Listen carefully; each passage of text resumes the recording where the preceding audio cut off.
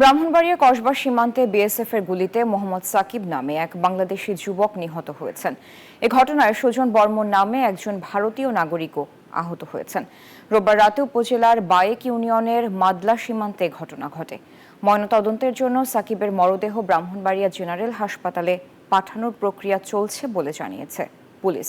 মাসুক হৃদয় পাঠানো তথ্য চিত্রে ডেস্ক রিপোর্ট। ঘটনা রোববার রাতের উপজেলার বায়েক ইউনিয়নের মাদলা সীমান্তে ভারতীয় যুবক সুজনের মাধ্যমে চোরাই পথে মোটরসাইকেল আনার জন্য যায় বাংলাদেশি যুবক সাকিব। এ সময় সীমান্তে টহলরত বিএসএফ সদস্যরা তাদের লক্ষ্য করে গুলি ছোড়ে। এতে গুলিবিদ্ধ হন সুজন ও সাকিব। পরে সাকিবকে আশঙ্কাজনক অবস্থায় কুমিল্লা মেডিকেল কলেজ হাসপাতালে নেওয়া হলে সেখানে চিকিৎসাধীন অবস্থায় তার মৃত্যু হয়। আহত হন ভারতীয় নাগরিক সুজন বর্মন। তাকে রাজধানীর একটি হাসপাতালে ভর্তি করা হয়েছে। নিহত সাকিব বায়েক ইউনিয়নের মাদলার নন্দননগর পুরাতন গুচ্ছ গ্রামের বাসিন্দা।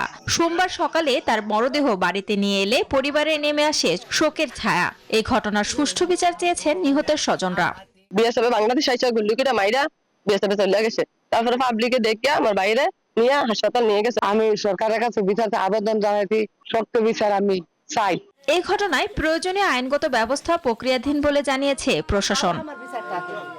এই বিষয়ে বিজিবির সাথে একাধিকবার যোগাযোগের চেষ্টা করা হলেও কোনো প্রতিক্রিয়া পাওয়া যায়নি। শান্তা ইসলাম, ডেস্ক রিপোর্ট, নিউজ 24।